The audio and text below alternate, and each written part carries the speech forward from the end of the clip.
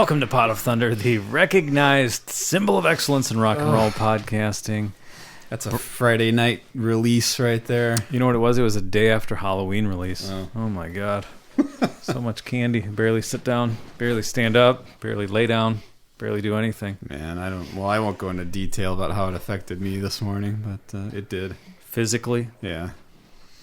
Digestively, maybe? Perhaps. You can use your imagination, and you're I'd probably rather right. Not, but how would it affect you in that way? How much fucking candy? Not did you that eat? much. No, but it got you. It got me. So got you in what way? Like, like the consistency of the excrement? Well, or I guess we are going into detail. going well, you brought it up. We talk about this all the time. You bring it up, and then you're not going to talk about it. What are you, a woman? That's what women do. Women wouldn't talk about. No, they would. No, they bring it up. No, they would. They love. They talking bring about something up, and then they don't talk about it. That's what women do. Stop being a woman and talk about goodness. Nick, tell us about your... about your defecation. My manhood is in question here. Yeah. Well, no. Don't spin it that way. Just tell the story of my manhood's never in question. Your November 1st excrement. Multiple morning trips. Jeez. Was it caused by the chocolate or what? I'm assuming. I don't know. Yeah, I didn't have that much. Fucking Not that much. I don't know. Well, what exact type of chocolate did you consume? I had a Crunch bar. Never mind, go ahead. I had a Reese's cup. Andy's working on something. Maybe it was the mixture of the different types. Might have been. I think I had one of those little Snickers bars. Some kind of sour gummy thing. Okay. Now we're identifying the problem. It's almost like the mixing of wine and any other type of liquor. Yeah, you introduce the gelatinous candy to that, you're done. You put it all together, and you know what it is? Well, it's big and terrible. More frightening than I ever thought possible. Exactly right. Yeah. See, when you talk about it, we identify the problem, and hopefully you don't go down that road again. Well, I'm going to learn from my mistake. Mm-hmm. Yeah, I mean, you're not a spring chicken anymore. And the Jones boys are known for their fragile constitutions. Yes, exactly. It's our Native American stomachs, although we're not Native American. No, that was a big lie. It's a big lie. Our whole lives. Huge lie. Damn near 4 decades of lies. Then we who told you these lies? Our whole family, and then I did a DNA test, no signs of any Native American. Yeah, wow. And then I did another one from a different company, same results. Oh, well. I'm more black, I'm more African, I think it was Nigerian than I am Native American. Jones Brothers takes on a whole new meaning now. So I know. That's good. Watch it. Hey.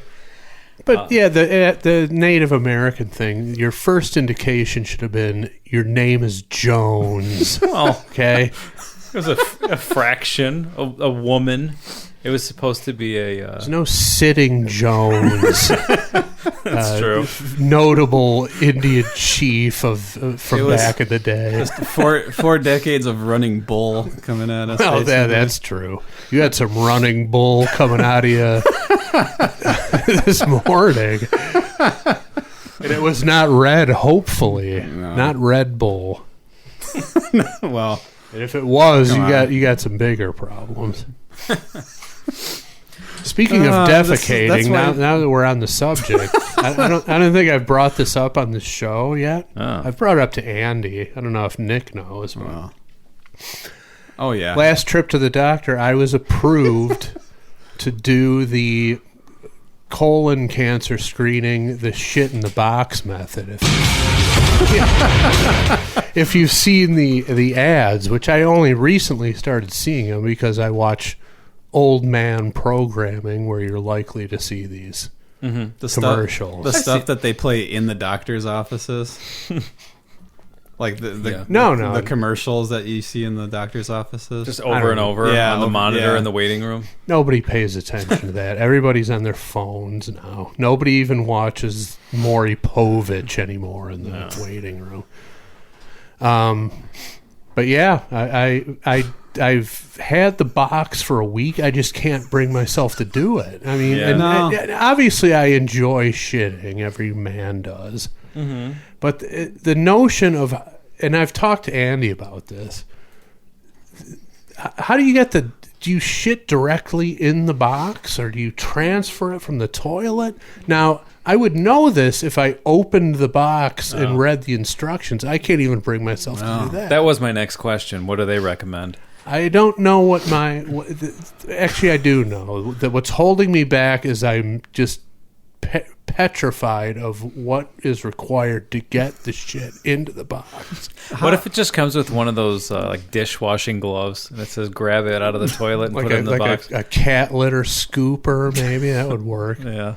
But then it's like there's got to be some sort of odor repellent bag that it goes, and you can't just box up a turd and send it. Now, and I'm wondering, expect people to be fine with that. And I have a question too. Now, how tightly does it get sealed? Because you probably don't want the odor getting out, but isn't methane combustible? Well, and that's what I'm saying. The whole thing is just baffling to me. And the box is sitting on my desk. I can't bring myself to even open it, much less shit in it. And then you maybe gift wrap it and then open it up the next day. Yeah, that'll be my secret Santa gift this year. Filled, by the way. Your white elephant gift for somebody. Yeah, exactly. And it won't be white. Hopefully won't be red. Do you want to trade the bunny slippers for the turd in the box? Yeah, right. Steel. That'll liven things up. The mint condition kit. It'll be like Nick at a holiday party to the next level. These won't be just off-color jokes. This will be you're not invited. This will be actual shit presented to somebody else in the family. So the final question, is there prepaid shipping, or do you have to take it to the post office and get it weighed and stamped? I believe I take it back to the doctor's office and they deal. Okay. Andy had a great joke in our group text about that, about taking it to the...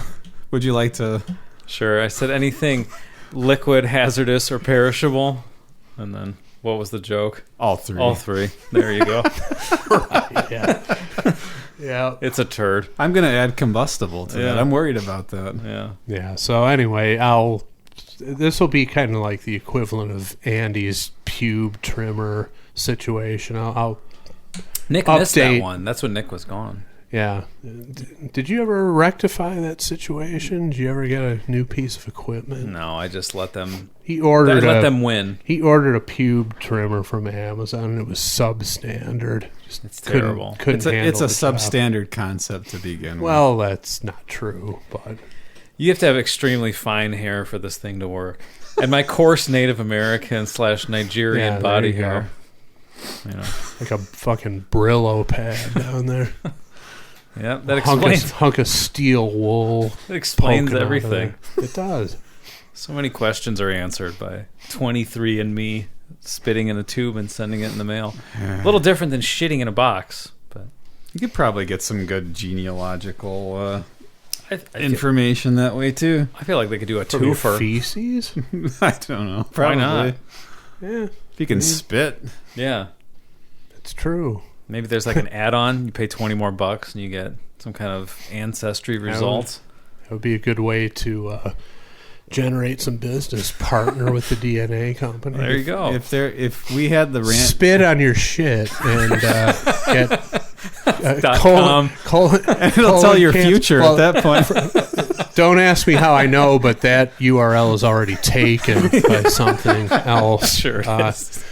But yeah, spit on your shit and get screened for colon cancer and find out about your lineage. If we still there's a business idea. It is good. If you just it's got to be more lucrative than this shit. Yeah, no kidding. Yeah. So anyway. That means you got to aim twice. You got to try not to miss the box with two things now. Yeah. I don't know. Hey, full disclosure here. I've never tried that. I don't know how easy it is to aim. I don't know how big is the box. How big this box? It's not very big. That's what I'm saying. It's like you gotta stop midway through and then go sit down. I have no Break idea. one off. I do not know how to go about it. Nobody can be possibly still listening to this right now. No, they've given All up. right, you can fast forward through stuff. If we had the random song generator still and we were doing a Kiss song, Yeah.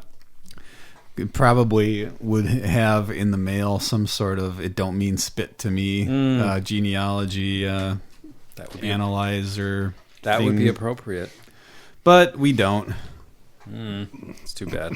What happens if you spit first? Well, I don't think you're supposed to do that. So, Well, depending on user error. it might stick to the bottom of the box after a while. Piece of gum. Oh, Joke's on them. They can't get it out of the I box. can't imagine anybody. All right. So anyway, hot news in the Kiss world, right, guys? I don't know. It's.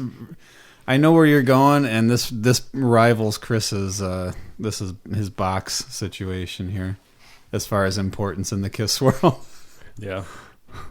Well, I mean, I wouldn't classify it as importance, but it's pretty fucking hilarious. The tweet that somebody who follows us posted of Ace Frehley, part of his performance at the pre-Kiss Cruise party in Miami. Mm-hmm. You want to just roll the audio? Here we go. Turn the fucking guitar up, you idiot! All right, so the full clip is he's dicking around with some lead line that's heavily delayed, so it's just repeating. Yeah, it's the middle of Rock Soldiers. Is it? Is that what it was? Yeah, it's that's the part with the he's gonna have to play without an ace in his deck. So they stopped the song midway through. They stop it, and there's that delay effect on the guitar, and then he says the line. Oh, but okay. instead of saying All right. the line, he improvised this line. he vented. So it's a Okay, little yeah. bit less unprofessional than if it was just stopping an actual song in the middle. But this song actually it has a stop. It's there, not but still. quite Axl Rose Yeah. level of. Well, of course. Yeah. not. Axl Rose was actually playing in a stadium at the time when he threw had the his microphone meltdown. down. So did you see the other clip too? I did not. What was it? Did you see the other one? I heard about it, but I have not seen it. It's at the end of the show. Oh man, you got to find it. It's more of a visual, but we can explain it. I believe he gives the sound guy the finger at the end of the show, and then he walks over and kicks the sound desk as he's leaving. So he's upset. Isn't that what happened to Jack Daniels? Didn't he kick a safe? I don't know, who's Jack Daniels other than the whiskey That's guy? what I mean. He kicked a He safe. kicked a safe and got some kind of infection, and he died? And he died. So he like broke a toe. Something, yeah. Wow. Ace, don't go kicking soundboards at this age. So man. basically, he's had the same affliction as R. Kelly had. That's true. Had a toenail removed.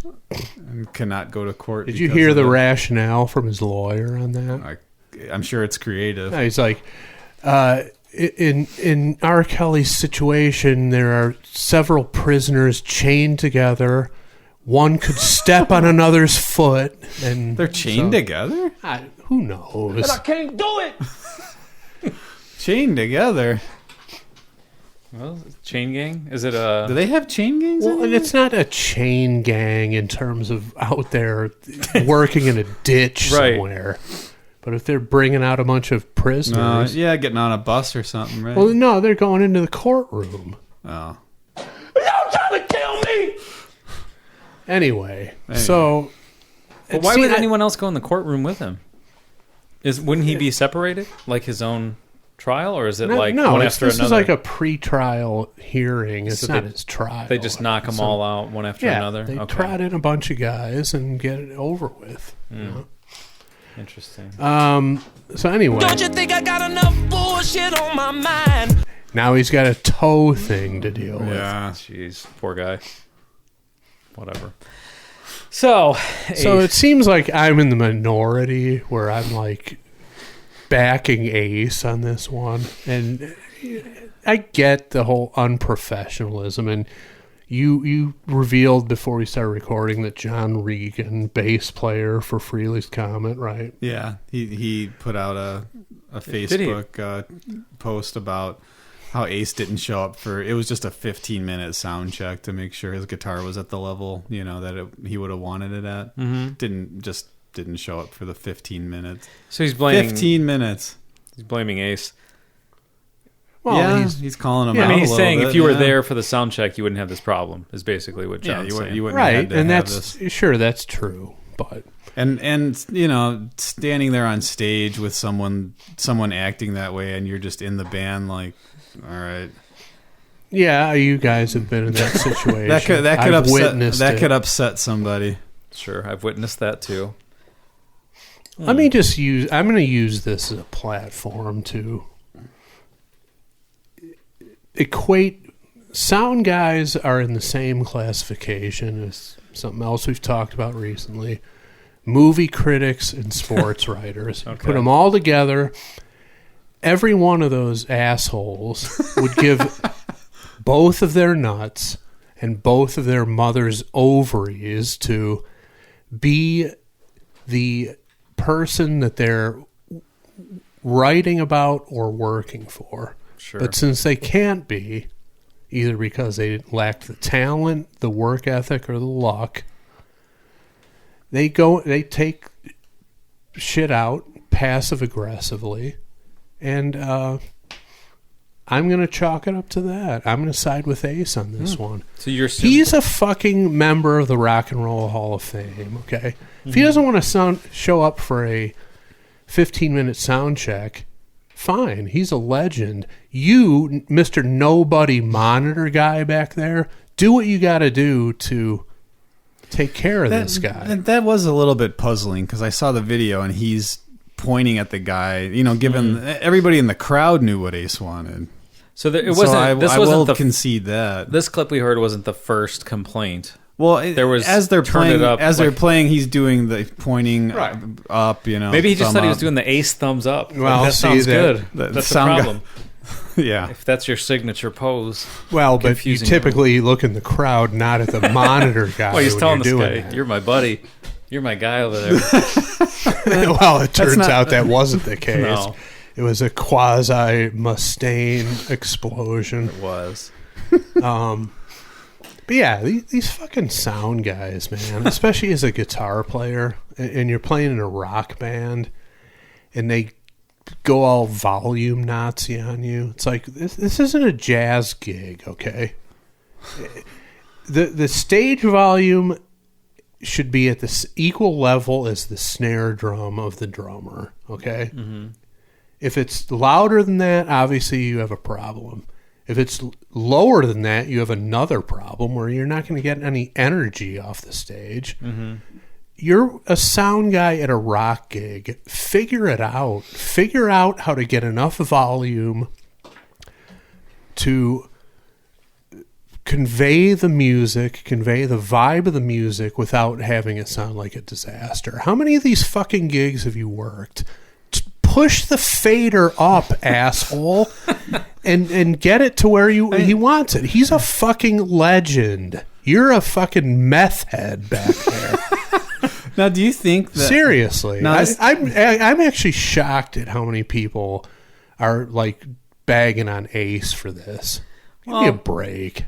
You're probably right in theory, but I think it's just the way it's done. Too bad. He's a member of the Rock and Roll Hall of Fame. This guy's a jackass nobody.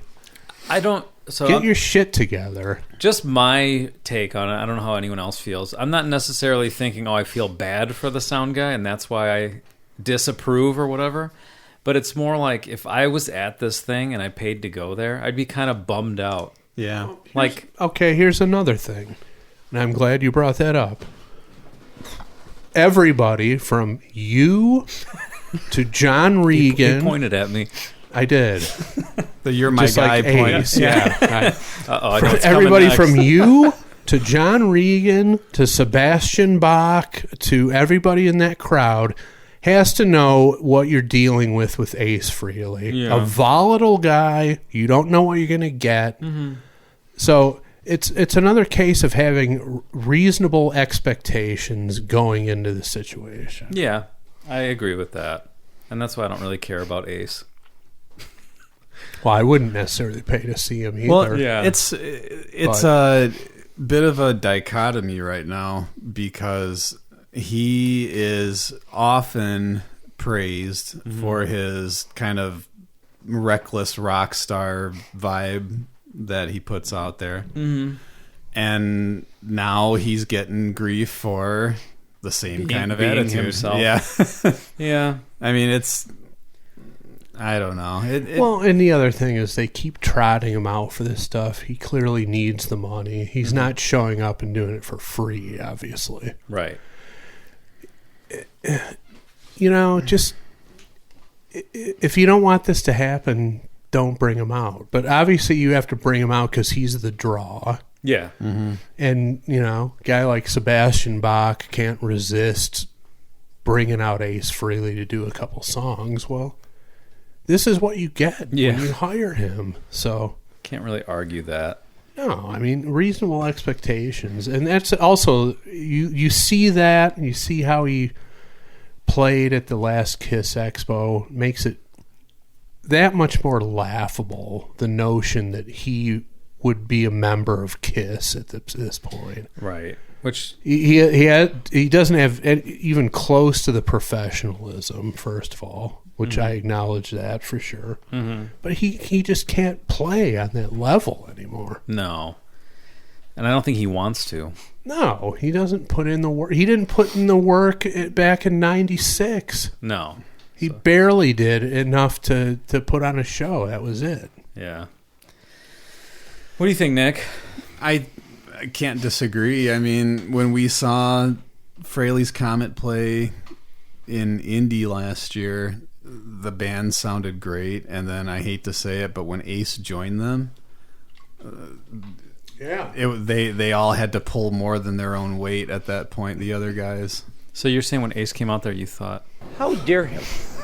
How dare him? When you he got a pass, I think, from a lot of people, but people being honest, watching that, he didn't play great. Oh, of course he didn't. I think he got a pass at that because it was the first time they'd done it, and people I think were guessing, and they're probably right, that it's not something they were rehearsing for weeks and weeks and weeks for a tour or something. It was just, okay, it'll be a thrill just to get up and play, and however it goes, it goes. But you have a musician of the caliber of Anton Fig, who could fall out of bed and step out behind the drums and play impeccably. Yeah. And like you said, they were rock solid, and then here comes Ace. Yeah. And the whole thing just came Hate to say crumbling down. Yeah, I mean, and watching the stuff from a couple days ago at the Kiss Cruise thing, Todd Howarth sounds fantastic still. still got it, huh? Still got it. Still looks the same. Still got it. John Regan still got it. Richie Scarlett, one of Chris's boys. Yeah. Yeah. Great rock and roll character. He still got it.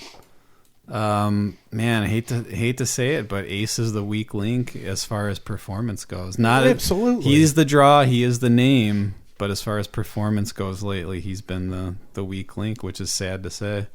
Yeah. One of my heroes still, but That's all right. It doesn't. Yeah, he doesn't have to be 25 forever or whatever. The Ace Frehley from That's 1976. understandable. We're coming up on a quarter century where he's been like this. Mm-hmm. Right. It's hit or miss, mostly miss, and this is, you should know this by now. Yeah. And the same with some monitor guy. If he looks over at you with the thumb up, push the fucking fader up to the point of feedback. Do you think there was actually resistance to doing it? Do you think that the guy was like, "No, I'm not doing it"? I'm not saying he didn't Or do it. do you think he wasn't refusing to do it. He just wasn't doing it enough because he was worried about feedback. It's like, how long have you been doing this? Is this your first fucking gig? Figure it out, man. These fucking sound guys are dickheads. Man. Sounds like you had some personal. Oh fuck yeah! And that's the thing. It's like they won't let you play louder than a mosquito fart out of your amp, and then they don't give you enough monitor. So you can't fucking hear what it. you're doing. Yeah, it's like, at least fucking give me some jack in the monitor. Oh, we can't do that. It's going to feedback. Then what are we even doing? Let's just go home. Why are we playing a fucking rock gig here? What setup is this? Yeah. Well, because I had ridiculous. I had an experience once where I kept asking, "Can you turn the snare drum down, please? Because it's right by my head, and every time I hit it, it hurts my ear." Never got turned down. I'm like, they obviously didn't care at all. Because I can't imagine. And you know why? It would have been that hard for someone. And you know to turn why? It down. Because you were on stage. They aren't, and they're passive aggressively taking their angst out on you. Fuck them. If that's what it was, then I hope that guy's It is mom what it was. I hope his mother is proud. Cause, it is what it was. Because that hurt my ear a little bit there. Why wouldn't they listen to you? It's ridiculous. What's the point of not doing it? Yeah. Then you try to accommodate them. Okay, well, I'm going to side fill my amp. I'm not going to point it right at you. Or I'm going to aim the cabinet to the back of the stage. Give me something in the fucking monitor. I have to hear what I'm doing. Oh, there's silence coming out of there. Why is this fucking wedge even here? Put something through it, you fucking dickhead. See? Fuck sound guys, man. Seriously, fuck all of them. It's ridiculous. It's so fucking stupid. Yeah. It's just, it's one of the things that just makes it so unpleasant. You're in a band, everything is stacked against you. Then you show up to put on your show and you get static from these pricks. Fuck you. That's true. That's why I have my attitude about it. And when the first time I heard it, I reacted as if I was seeing Rambo First Blood Part 2 in the theater. I rose up to my feet, fist in the air. Good for Ace. I'm on his side 100% here. Fuck that idiot. So all sound guys? Damn near everyone I've encountered. Certainly ones that are hired by the club that don't technically work for you. It's like, who... Yeah, I get you're employed by the club, but, aren't we all here trying to put on a good show? Too late. I mean, seriously. And this is angst built up to over 20 years. I haven't played the last rock gig I played was back in Michigan, back in 2015, okay? I brought a 112 closed back cabinet with a stand aimed directly at me, not even at the sound guy. At sound check, he still told me to turn down. It's like, fuck you, buddy. Really? Yeah. It's like, how are you even... First of all, it's an empty room, so you have to take that into account. If guess what, sound guy? You're actually going to hear some guitar coming out of my cabinet because the fucking room's empty right now, you stupid asshole. But I did everything I could to accommodate him. I don't need my impressive looking back line with all my 412s pointed out at the crowd like I'm in Judas Priest, okay? Right. But I'm running my own cabinet like a monitor, and he still tells me to turn down. Fuck you. Figure it out, you piece of shit. Or get a new job. What are you doing here? Fuck them. Fuck sound guys. Fucking losers. Fuck them. I'll agree with that. Yeah, you've convinced me. I think you've any turned to guitar both of player those. out there who doesn't agree with that, I'd be shocked. Either that, or you're not playing rock and roll. It's ridiculous. Anyway, let's get to the business at hand, shall we? You've turned everyone. I'm turned. All It's right. true, though. Yeah. Absolutely true. And it hasn't changed in a quarter century, if not a half century. Yeah. Jesus. All right. So since Chris is hot, we're going to continue going with. We're going to go with Chris today. It's Chris's turn to pick off the random list. We're going to draw our first number. Tick, tick, tick, tick, tick. Here it is. Chris is moseying on down. It's got a great title that almost sounds like it's on purpose, but I don't know it. Let's see if he's interested or not. Yeah, I'm interested. He's interested. He's interested. Very Wow, good. okay. Good. Very good. And now I have no clue what it is still. So And also, I'll tell you this. It's on here twice. Okay. From two different people. it's always a good sign. So well, it not must be always, good. but Yeah. Well, most of the time. I think so. Want me to do the thing? Yeah, you better read it. I didn't catch all the information. Okay. Wow. I just saw the band, and See, I'm like, we got to do this. I'm just surprised up to this point of doing it this way that there haven't been 20-minute sessions of no. Yeah, right. I agree. It's been pretty quick. I don't know how that happens. Pretty fortunate so far, but I'm excited. You know, our listeners have some good taste and some interesting taste, you know. I credit the listeners. Well, since Nick is the only one who doesn't know what The it is. only one on the planet right now who doesn't know what the song is. Let's roll it. Here we go, Mr. Jericho. All right, Hammo. This one's called Blow Your Speakers. Off of Fighting the World. by the band. Manowar. Oh my goodness. Oh, Did not expect this. Yeah, I saw the band, and I'm like, I don't care what it is. I mean, I must admit, I don't believe I've ever heard a song by these guys. I just know them from their shirtless, jacked up visual image. Now these are guys that I bet the sound guy listens to them. If they say turn it If up, they say listen. Turn it up. They You don't would want to. think. They don't want a loincloth coming at them. So let me tell you this. This song is on the list as Blow Your Speakers from Fighting the World. And then it's also on here as Blow Your Fucking Speakers from the fucking Fighting the World LP. Now, I'm gonna have to find this during the episode, but I remember.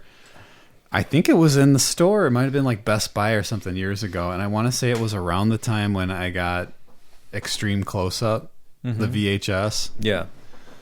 And you know, it had that warning label about it has blood, nudity, and other great stuff. Yeah. Warning, whatever.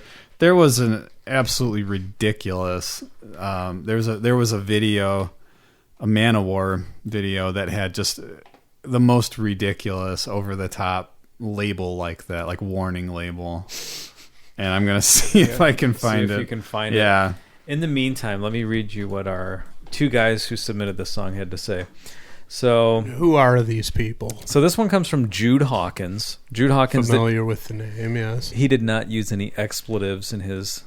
Okay, took the high road. Yeah. So it says, this is one of the first non-Kiss songs that popped into my head when I read that you guys now do requests. I think it would be a great review, whether all three of you love or hate it.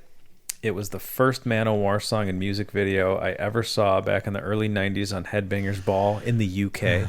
Do we need to have a video up for this? No. No. Okay. Because I'm just thinking, because Manowar is It's pretty visual. Pretty visual. We can just pull up some photos and Yeah. take it all in.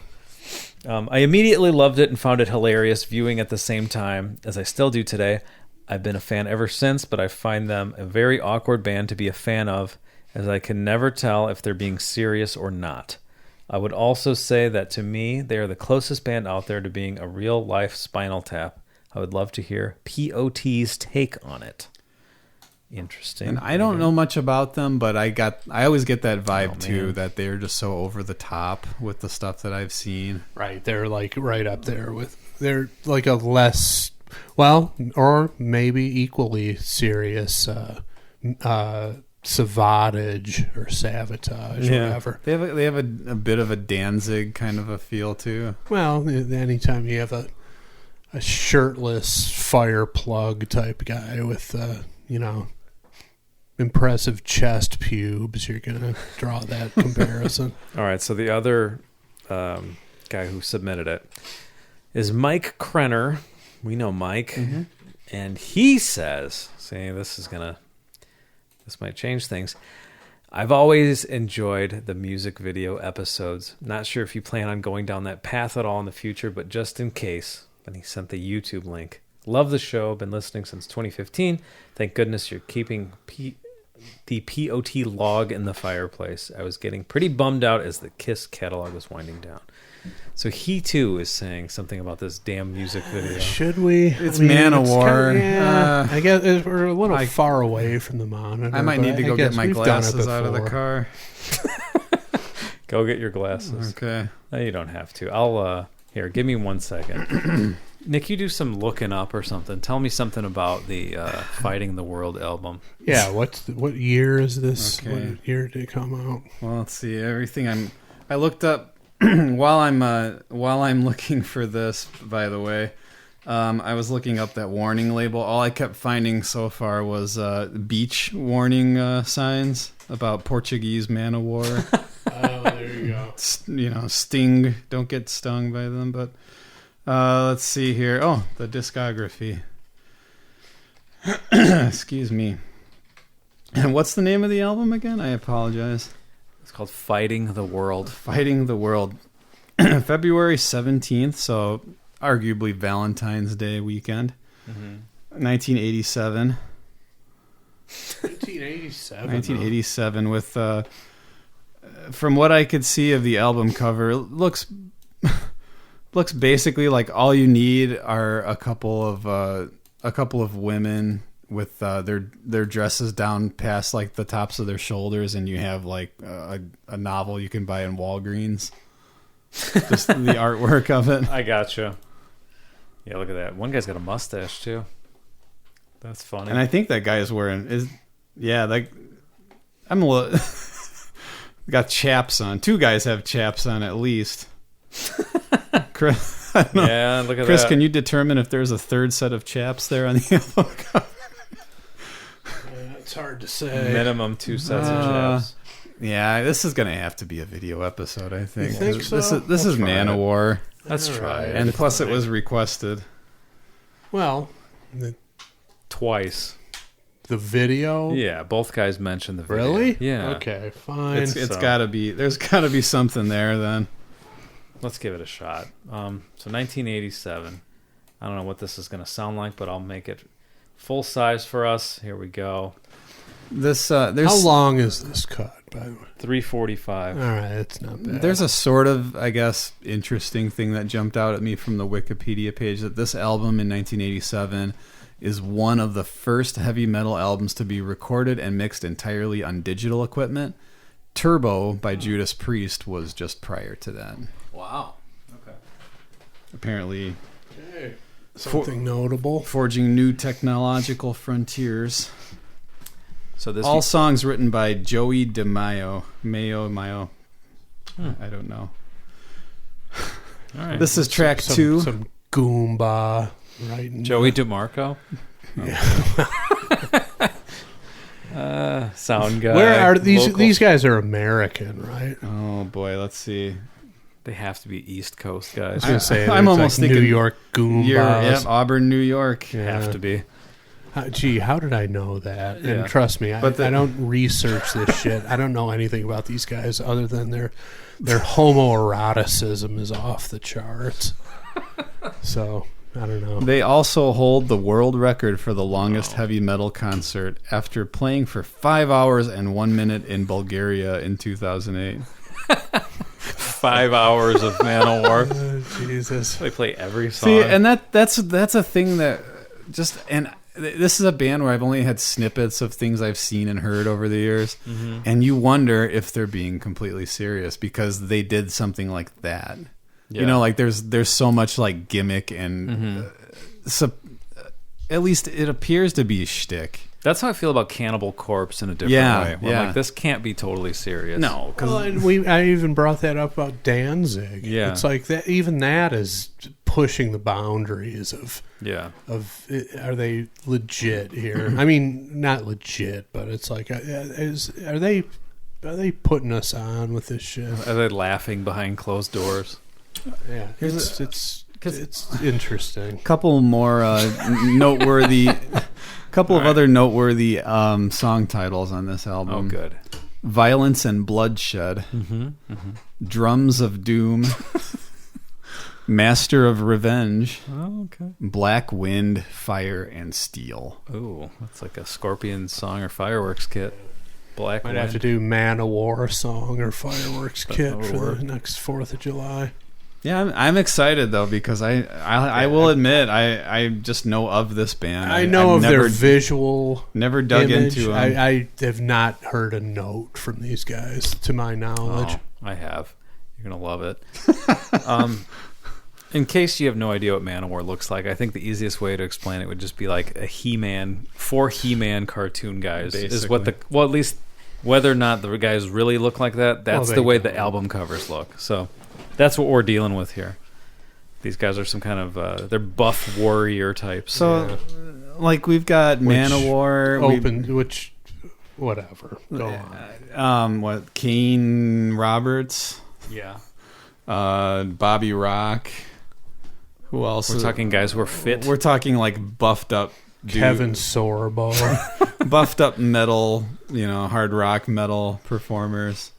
The guys Do from we the have Misfits. to talk about this? And I'm Doyle just, and I'm just trying to give everybody a feel for it who's unfamiliar. The homoeroticism is just I never understood the appeal. So of very Manowar strange. or in general, any of that. Okay, all right. Well, I think it's rooted in what we talked about last week with the drawing of penises and whatnot. Some weird Freudian thing going on with fans of this type of band.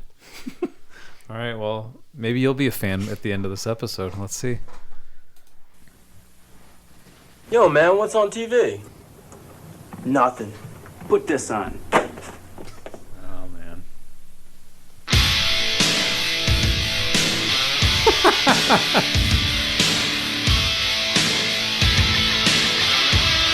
Okay, so first off, this is probably the 1 millionth video from the 80s where that's basically how it starts, or it stops in the middle and something like that goes on. Guys in, denim jackets Put with the this on. sleeves cut off and terrible mullets and, disenfranchised youths who are confined to somebody's bedroom that's plastered in posters. Manowar posters. Because nobody gets them and they're all rebellious. Well, I think whatnot. it would be hard to get someone who has Manowar posters all over their wall. Well, we're seeing it here. But so. it's just Especially the same one twice. It's just what I think we have here. An oddball. Well, maybe the truck jackknifed that was delivering. Then them. I don't. Maybe I didn't see it right, but like, they're asking if there's anything on TV, and you just see like the test pattern. It's like maybe if you dialed it to an actual channel, you might be able to find something. We don't know how to do that. Anything to prevent you from putting on a Manowar album. Yeah, but there It's was like a last resort. There was an era there where that was. Well, the example in my head is This Is the News. Oh yeah, which from was what Peace P-Cells. Cells. Yeah. Right. Yeah. But so far musically, it's sounding a little more like stock 80s hair metal versus like this grandiose power metal. Yeah, it's less Savatage. I mean, are they a power metal band? I mean, with those, I don't know that they're those song titles would lead you to believe it. Their whole visual image would lead you to believe that. But this sounds like your typical like 80s hair metal. Yeah, it's pop-ish type thing. I'm enjoying it musically so far. I haven't gotten that far, obviously, but Chris it's disapproves of. No, I'm just saying it's got. I don't know. I'm interested to see where it goes. All right, it shows a bit of promise. Okay, so. I wrote a letter to the MTV. What's going on? Now don't you care about me? Send the same letter to the radio. But my body went dead like a shot in the head. Don't like it. Oh, rock and roll.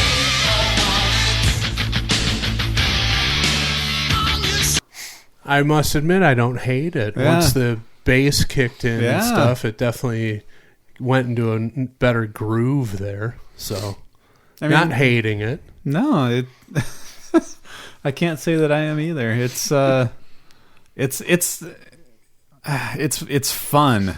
I'm not getting I'm not feeling threatened like I thought would be a possibility from Manowar. No, this is like an upbeat rock, fist pumping arena party rock anthem so far. Mm-hmm.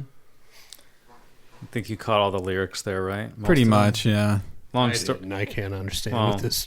It's like white noise. This guy's voice. Long story short is basically he's saying he's writing letters to MTV and the radio saying you got to start playing my music. Like, yeah, okay, not we'll specific. We'll get right on that, sir. I don't think it's specifically Manowar. I think it's just like the music I like of my generation or whatever. Yeah, mm-hmm. So that's what we're dealing with.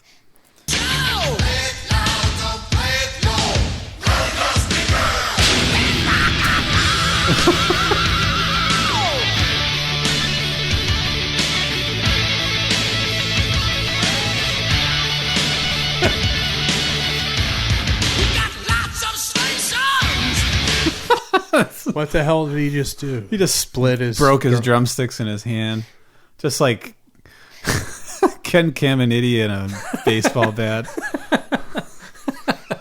Just with only ease. Caminiti used less steroids than this guy, I think. So that's the difference.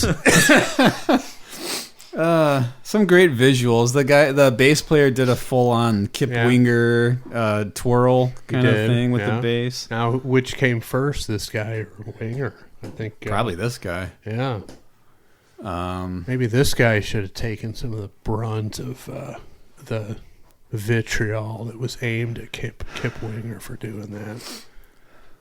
Around the nation, and the stuff they're playing, it just ain't worth saying. People want music. Now, say what you will, that was Bonham-esque right there. A little bit, little shades of Good Times, Bad Times.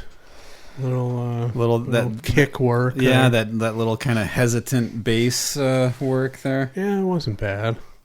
And the drums sound pretty good, even though we're listening to a video once the on bass YouTube. kicked in, the whole mix sounded better. And that little kick drum thing happening there made me focus on the drums. I mean, and they sound pretty good. Make no mistake, there's much more worse sounding 80s rock than this. So,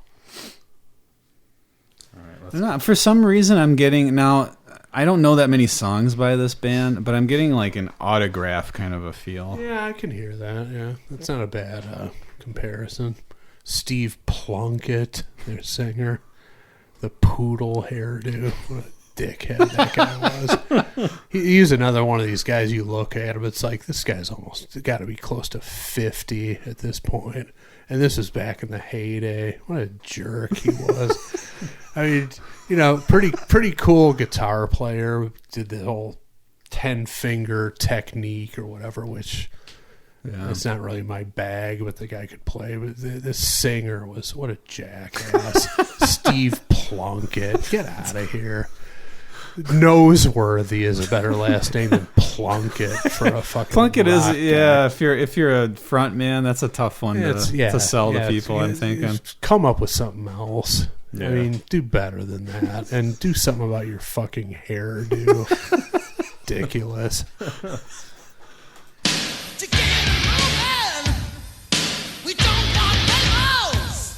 We want music on the table.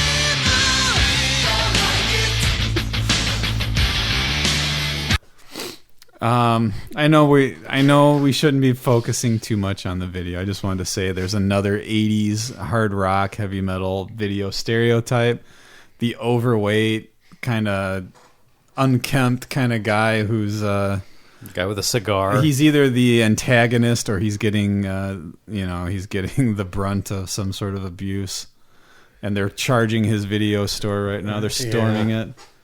Like the convenience store owner in Yankee Rose was not a fat guy, just a thin, greasy guy. But yeah, they're it's always there's some like just unlikable, Yeah. visually unpleasant element of these individuals. And I'm thinking like the beginning of Nothing But a Good Time. Well, that where the guy's yeah. washing the dishes and he's getting the boss comes in yelling at him. Yeah, I was thinking that earlier when the opening sequence, bringing up those kinds of videos, and then any Twisted Sister video, kid in his bedroom, and Niedermeyer comes in from the Animal House movies.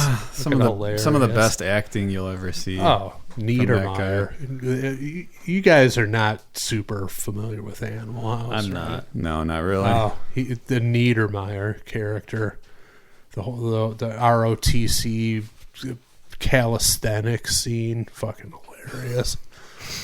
Guy deserved an Oscar for that.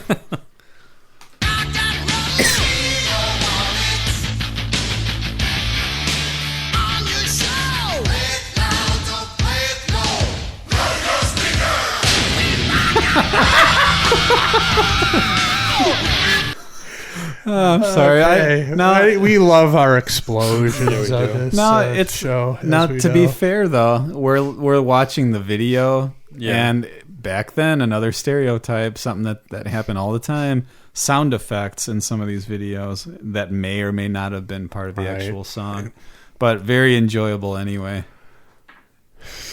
Yeah, I mean, it was enjoyable for me from a comedic standpoint, but what's killing this song for me is that the chorus with the gang vocal. You don't like that? It's just the cheese factor is just too much for me. Are they saying too many words? Is it one of those overly busy speakers? The fucking not quite Cookie Monster vocal. It's just like basically you went into a gym locker room and you got 5 guys to do the backing vocal. Yeah, that's pretty much what we're looking at here. Yeah, that's what I mean. It's like it's meshing with the music, but it's just like it's too cheeseball for me.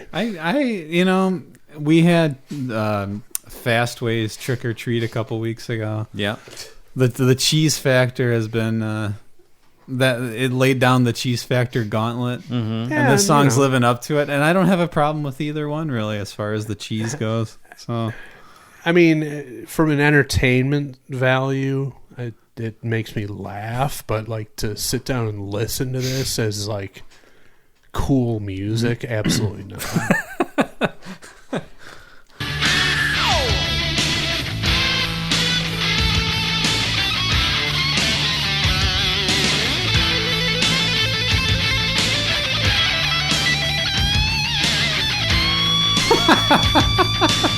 Okay, what happened, Nick? The bass player just jumped over the guitar player while he was playing his solo. He was catapulted over. Cleared him by about 8 feet. Clearly, there's a trampoline used off camera to get him that sort of lift. Now, okay, I don't have my glasses on, and I'm about, I don't know, what am I, 8 to 10 feet away from the screen? Right. Is the bass player Joey Casada? I kind of thought it too, so we should probably ask him and find out. Okay, because he's got a little Mendoza vibe too to him. He does. Bass strung up high, no shirt on. Mm-hmm. He's got, I mean, horny. Yeah, extremely visibly aroused. He's got, and I gotta say, and jumping over the guitar player, I don't know who that guy is, but he's the guy you want in your band for sure. Yeah, you want this bass player in your band. He sounds good. The sound is is good. I mean, I definitely tip my hat to that. I mean, guitar solo right in your face, mixed up high, sounding clear. It was an interesting solo so far. It wasn't bad because we had that little solo after the first chorus or whatever, and it was pretty. I mean, it was finger tapping to the extreme, right? And this one was more of like an Ace Frehley kind of bending, multi-note bend kind of which thing. Is my preference. Yeah, so shreddy and threw me for a loop. Aggressive sounding, and I gotta say, once the whole band kicked in, gang vocals aside, the sound sonically, this is quite good. Blow your speakers. And by the way, sorry, no problem. That's Joey DeMeo. Oh, who's the guy who's hurdling people. Okay. So he's the guy who he wrote everything. He's the man of this band. Twirling. He's hurdling. Well, that explains a lot because typically you wouldn't see the bass player stealing so much spotlight. But if he's the guy, there you go. Well, and he's got a ton of charisma just based on what we're seeing here. So he's the it factor. Get him on the camera. Yeah.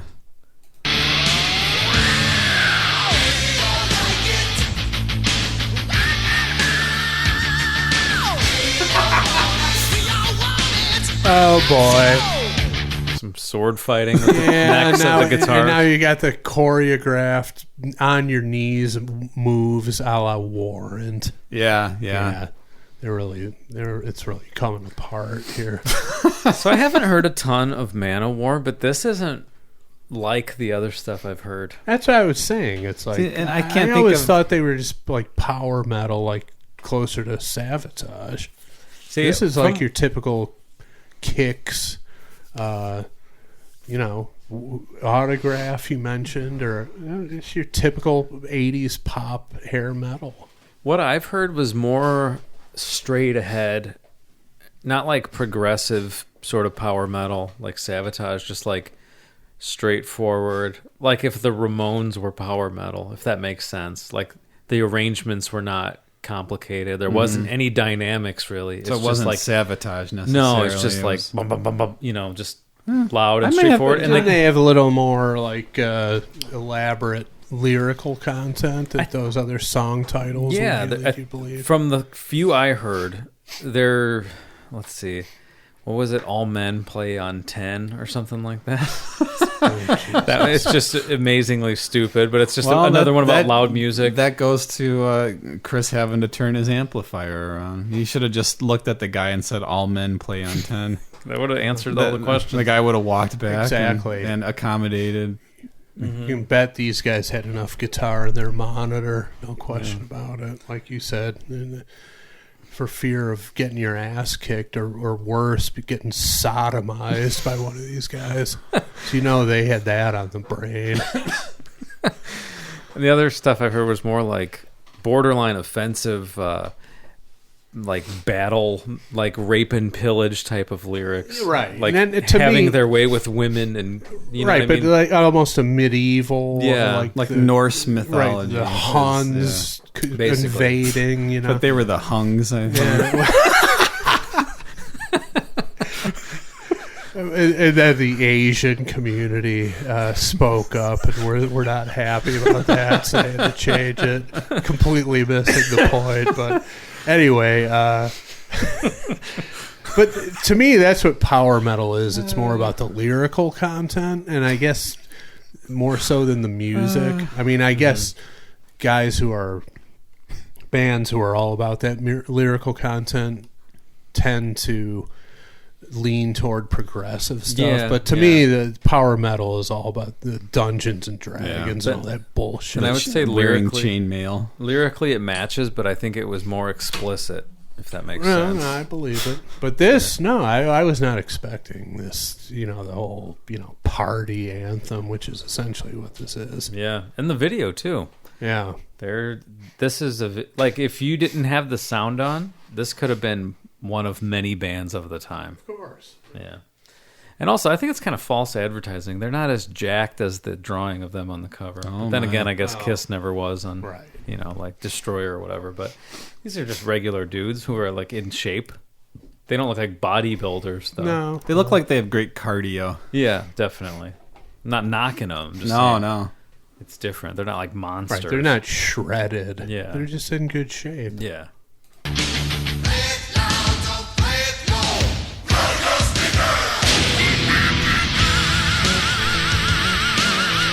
The hell? Little bass solo. Yeah. We got lots stations around the nation, and the stuff they're playing, it just ain't worth saying. We don't like it. Rock and roll. You know what's funny is that, a couple of things. kudos to these guys for a bass solo. Yeah. Like, and not like where all the other instruments come down necessarily. Because I'm thinking, like, when you think bass solo in a rock context, everybody else is quiet. Maybe the drummer's going. Yeah, right. Well, this is more like a Lemmy and Stay Clean, you know. Yeah. The guitar players in this case are putting down the rhythm, and the bass player does his thing. But that came out of nowhere. Yeah, but so- you immediately know what's going on when you hear it. It's like, wow. Yeah, so that was interesting. pretty cool, and I don't remember what else I was gonna say. The bass solo kind of Something about the guy throwing the guitar about 30 feet in the air. I don't know why that jarred it loose, but this reminds me of stuff that's like, it's arguably a punk sentiment. This is obviously not punk music in a musical style fashion kind of a sense, but it's kind of, I mean, it's like, I can think of several songs where, you know, and you've got Radio by Elvis Costello, and you've got like other stuff where it's criticizing the musical taste of what's being put out there on MTV and on popular radio stations. I mean, it's the same sentiment. It's just presented in a more of an Airheads kind of right, you know. And also, like, take a look in the mirror and understand why your shit isn't getting played. That might have something to do with it. Yeah. But no, I mean, it's basically it's a song of rebellion. Yeah. So that there could be the parallels to punk or really anything like that.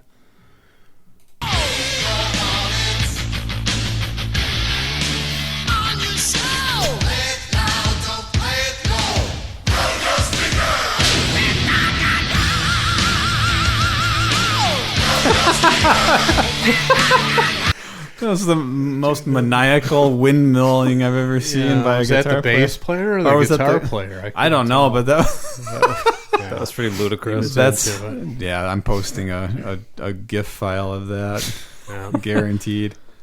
You could use it for like anything too. Like, hey, you want to get pizza tonight? That's the response. Oh wow! I mean, I can't imagine. My colon cancer screening came back negative. That's what the doctor texts you. Right, exactly. Wow, that was incredible. It's like a gender reveal, except for the colon cancer screening. A negative test result goes out to everyone.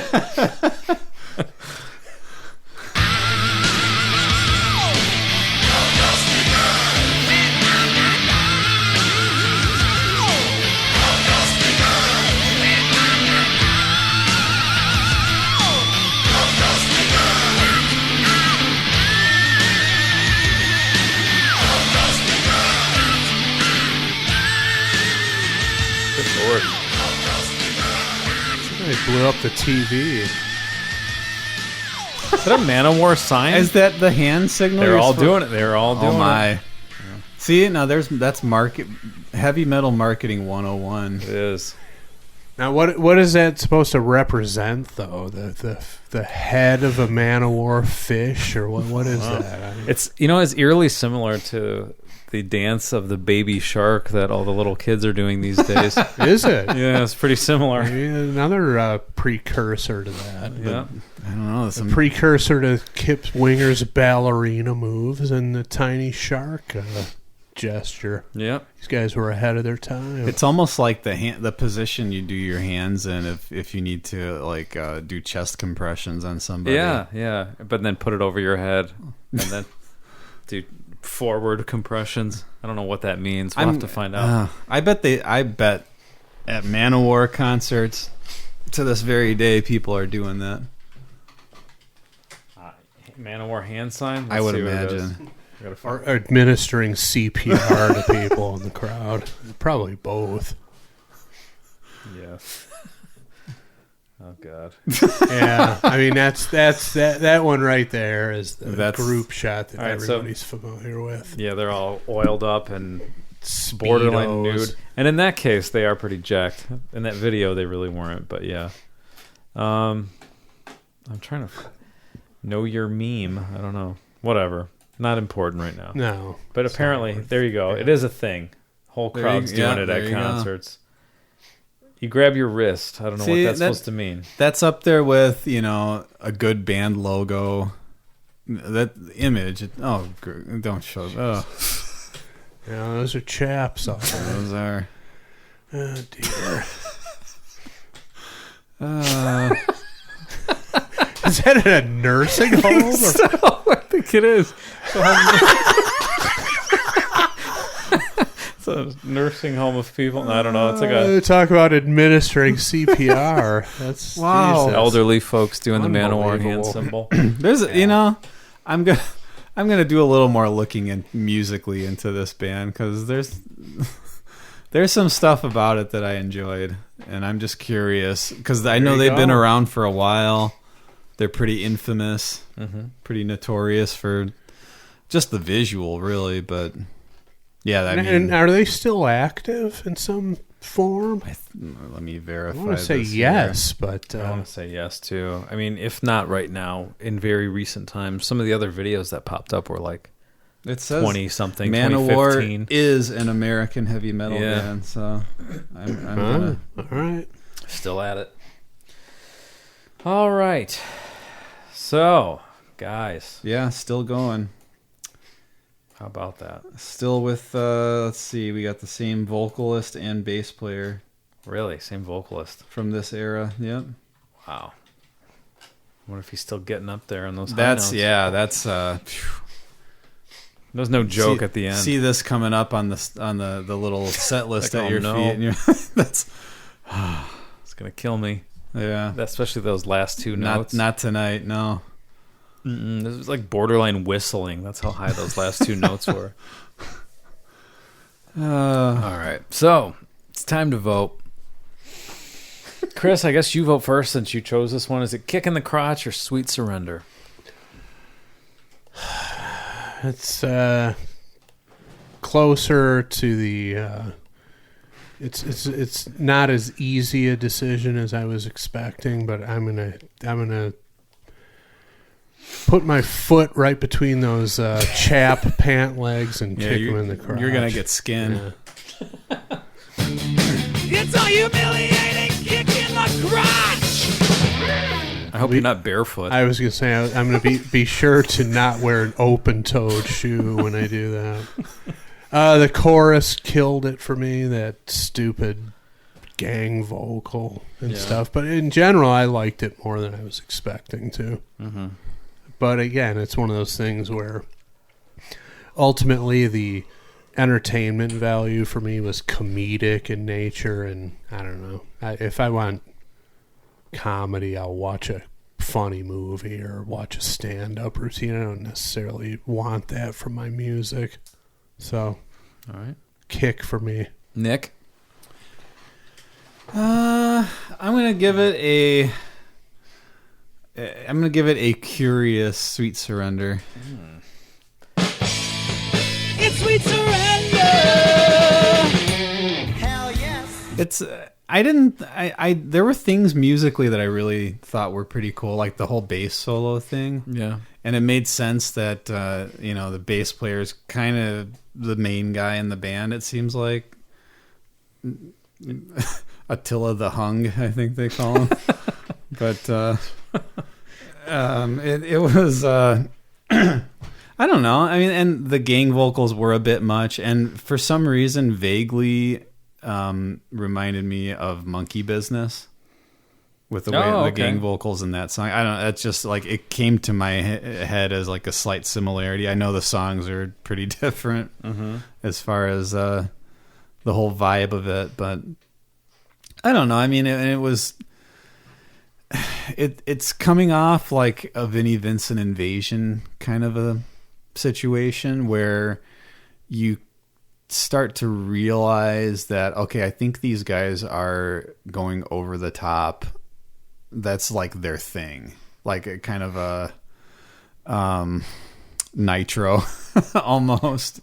Not musically as much over the top, but no, I get it. It's in that wheel. But it's like it's to the point where it's like I'm pretty sure these guys are in on it. They have to be in like some way. They get it that this is like that there are things about it that are coming off ridiculous. Mm-hmm.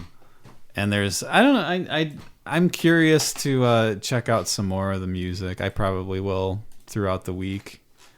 Just see what else is out there by these guys. Kind of hear how their career has progressed musically from this earlier stuff. Like where it's total MTV hit kind of of its time metal party anthem, like Chris said. I don't know. It's ridiculous, but I didn't hate it, and it sounded pretty good. So. Yeah, I'll give it a sweet surrender. What about you? Oh man, I agree with both of you. I'm really on the fence. I found some enjoyment out of it. I found most of the entertainment to be in the ridiculous sense. I guess I'm gonna kick it. It's a humiliating kick in the crotch. But just barely kick it. I'm also curious like Nick. I know some of the other stuff I've heard is just really over the top. Like explicit lyric over the top. So they do go in other directions other than this. So I don't know if this was the lone attempt at some kind of MTV or radio single or if the band as a whole turned a corner somewhere. Yeah, that would forget it. That would be interesting if the one song that that we ended up picking off the list by them was like a total exception to the rule. It's an interesting thought now that you say it like that. What are the other Manowar song titles on the list? Well, don't list them off. Yeah, you're right. I just wanted to see if there are any. How many Manowar songs are on that was what I was wondering, if there's other stuff. There's just 2 more. Yeah, okay. I don't know if I want to go too much further down that rabbit hole. Maybe season 15 we'll revisit Manowar. Maybe November is Manowar month. Like October was could happen. Halloween themed. Just need one more Movember with Mo standing for something else. Y'all can do the math on that. Yeah. Look at the picture of them and then figure it out. You're talking about the drummer's mustache, right? Yeah, There you go. All right, well, I don't know. I don't know what to tell you. Sorry if you loved it, or yay if you loved it. We're split on it, so there you go. Everyone got what they wanted, right? That's just the fucking way it is. We're all in agreement on that one. All right, guys, guess what time it is? Sing away. My. Yes, Chief.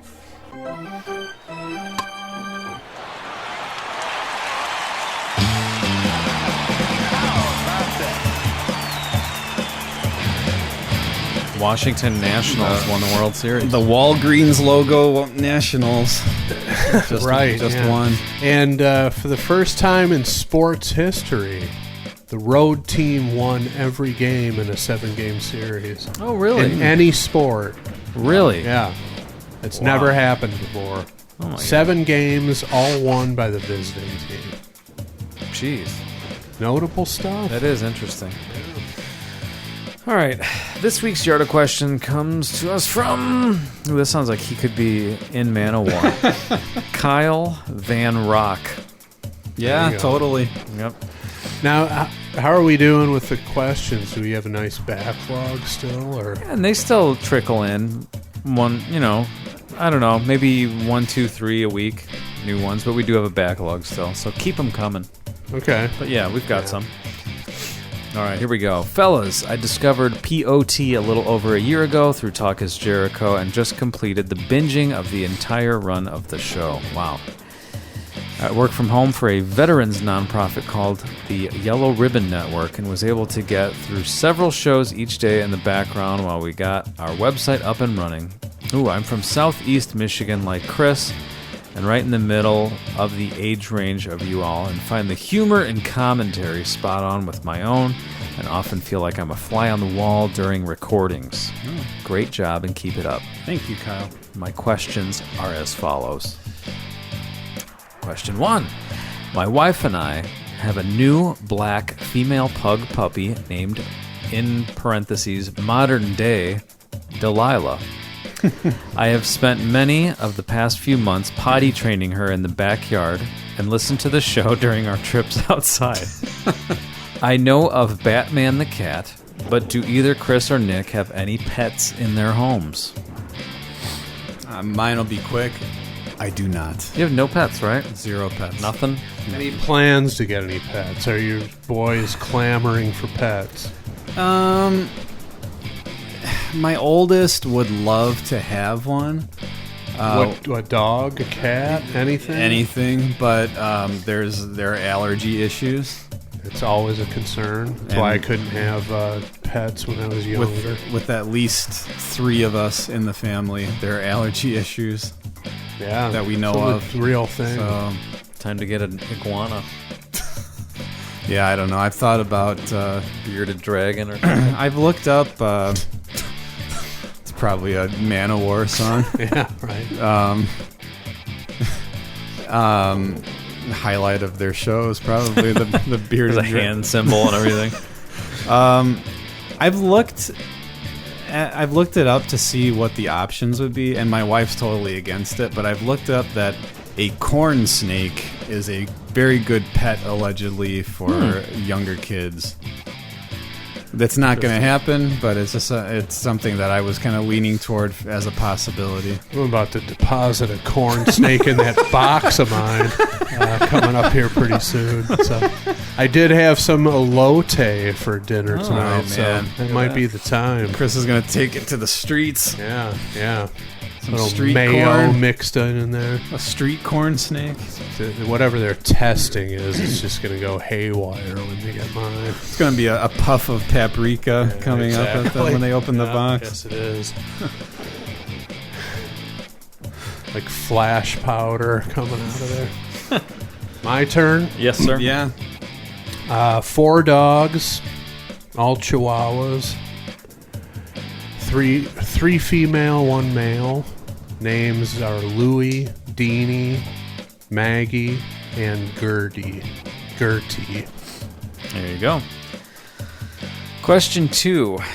As mentioned, I was born/raised just south of Ann Arbor, and although I now live in Tampa, I am still a fan of the professional sports teams in Detroit, and am good for you. An even bigger Michigan fan. Okay, that's not good for you. Bad for you. Take back what I said. I know Chris attended Michigan State, and as such is a Spartan fan, but growing up in Detroit, did he once root for the Maize and Blue? Never. Or was he always an MSU fan? I wasn't necessarily always an MSU fan, but I always hated Michigan. The fucking entitlement of that fan base and the people who go to that university despise it. Hate those people. No, I really do. Legit hatred. Now, the team that comes to mind, or the college that comes to mind, is Ohio State. That I hear a lot of people say that same kind of thing about. They seem to be the most notorious, at least that I could think of. For that kind of thing. Maybe in the state of Michigan, east side of the state, Michigan is the one. Ohio State is obviously their top rival, and they've been close to, if not at the top of the heap of college football over the last decade. So their entitlement is off the charts. Although I think they've won 1 national championship recently, but it's the same thing with like the Yankees fans or Patriots fans, these fucking entitled pricks. Michigan's the same way. So the short answer is absolutely fucking not. Like, Bo Schembechler was the coach when I was young.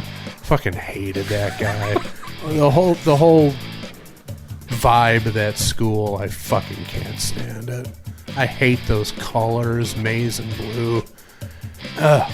Can't stand it, man. Isn't that funny how when you hate a team, you can like see someone wearing a shirt or something in public, and you're just like, ugh. That sets me off. Yeah. I can't stand it. The colors. everything about it. I despise it. All right, and next part of that same question. And what college teams do Nick and Andy support? None at this point, but we grew up in a household that was Indiana University basketball with that idiot Bobby Knight coach, and Idiot. I- Not going to disagree with you. I think these days he's running monitors down in Miami Beach. Side gig. So. Yeah, just an absolute. What's the word simply an for him? abusive dickhead. Yeah, basically. But he was successful, so there you have it. Well, we grew up. That was our basketball team that was watched, and Notre Dame football was South Bend, Indiana, is in the vicinity. Yeah. There's a lot of Notre Dame fans and around here. how I don't know if it was the Bobby Knight thing was the reason why it was Indiana. I don't know for basketball, but I mean Purdue is much closer, and Purdue was always disliked in both sports. Yeah. In the household. I guess it didn't matter if you lived closer. I mean, we're Cub fans in our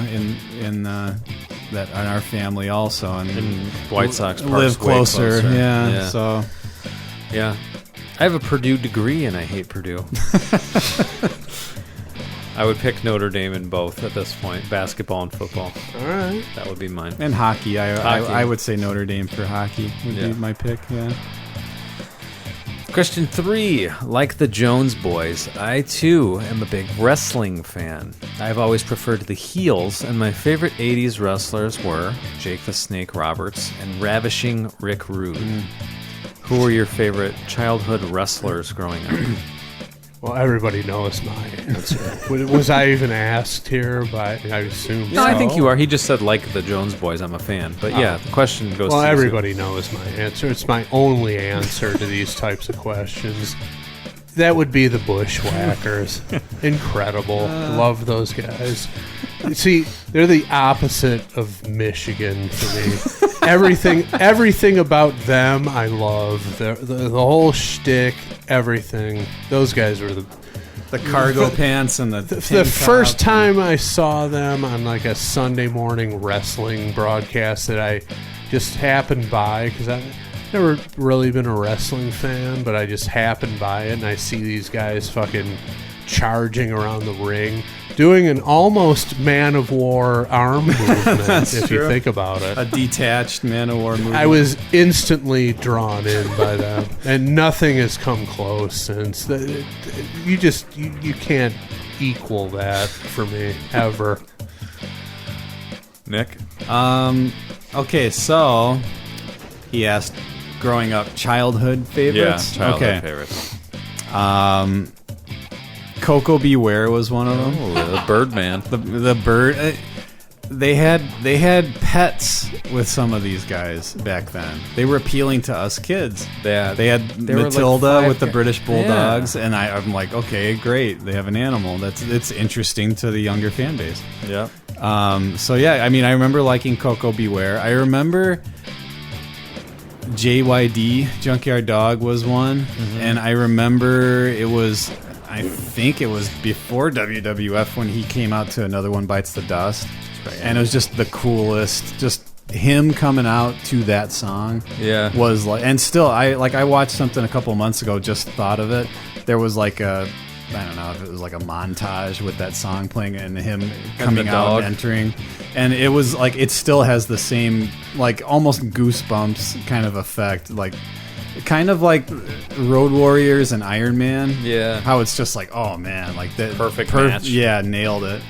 So what I always loved about Junkyard Dog, and I never got the explanation of it, on the back of his tights it just said the word thump. I don't know what that means, but white tights with red letters, thump, on his butt. Oh boy. That's funny. Yeah, I mean, as far as like the childhood ones, that's JYD. Yeah, those are a couple of them. Ricky the Dragon Steamboat. They all was have one an that animal. Yeah, that's Jake true. the Snake, Ricky the Dragon. Yeah. British Bulldogs. There you go. There's definitely something to it. Yeah. What do you have? Are you going to answer this question, Andy? Sure. I mean, when I was a kid, it's undeniable Hulk Hogan was the greatest thing in the history of the world. So it was Hulk Hogan for sure. Hulk Hogan, and it wasn't even like about the match necessarily, but it was so dramatic. Like when you were a kid, because you're like so invested, and he's like in pain, suffering. You felt so bad. But I just remember like watching those pay-per-views and being like frozen, like nervous, totally buying into everything That he was gonna lose. and Yeah. then he'd win, and then he'd get the American flag out and be waving it around and flexing, and it's like the best thing you've ever seen in your life. So, well, they, like I said, the never was a wrestling fan, but when we forged our relationship with Jericho, and the first time we met up with him, he hooked us up with tickets to that WWE event. Mm-hmm. You get in that environment, and you 100% understand how the popularity of it. Yeah. I mean, everything they do is just, like you said, meant to string you along and generate that emotional connection from you. Yeah. They're just masterful at it. yeah. And it's cool when, as an adult, you can still get into it. Even if, you know the score, but still. You get to a point where you realize that, okay, like, everybody at this point knows that there's a business aspect to it, you know, that they're taking measures beforehand. But there are also times where it feels spontaneous. Yeah. And I mean, it's like it's a workplace, so how many people at your work do you not like genuinely don't like? And it makes it just very possible that during a wrestling event, something genuine could come out. If you had to wrestle with your coworkers. These are guys who work with each other. I mean, how many coworkers? Right. How many coworkers do you see getting at each other's throats? Right. And they work together in a professional setting, but it gets away from them. So Yeah. I mean, there's still that possibility of something quote unquote real going down, and I think people like that. Yeah. That's all people talk about now is like, oh man, I think like this is a real beef between these people. And that off script. and it's on Twitter. And it's they nothing, they probably manufacture some of that. I'm sure. You take it to this other level where now people are believing it again. Like, oh, the storyline on TV is this, but really it's this. Yeah. And it's neither, So, I'm sure. The social media aspect of it's got to add a whole nother dimension to it, just to amplify everything. Yeah.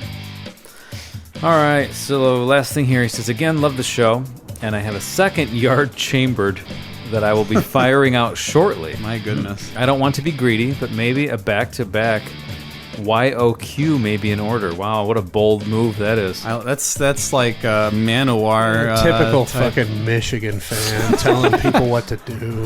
That's copying this entitled elitist attitude. This guy's losing me, man. Kyle.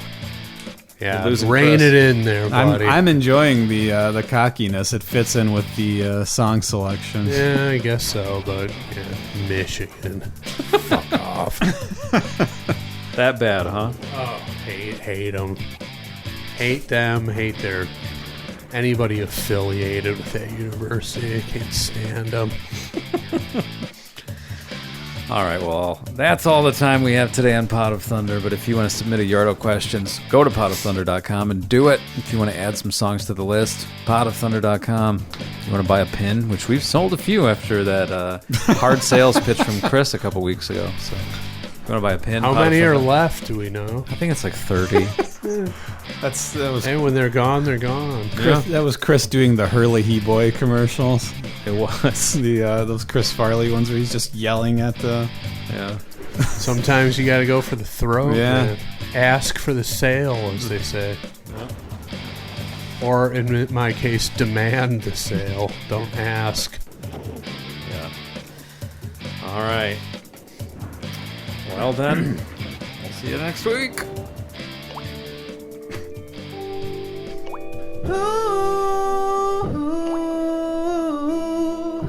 I just wanna marry the podcast. I just wanna marry the podcast. I just wanna marry the podcast. Gonna go down on my knee and ask that podcast to marry me.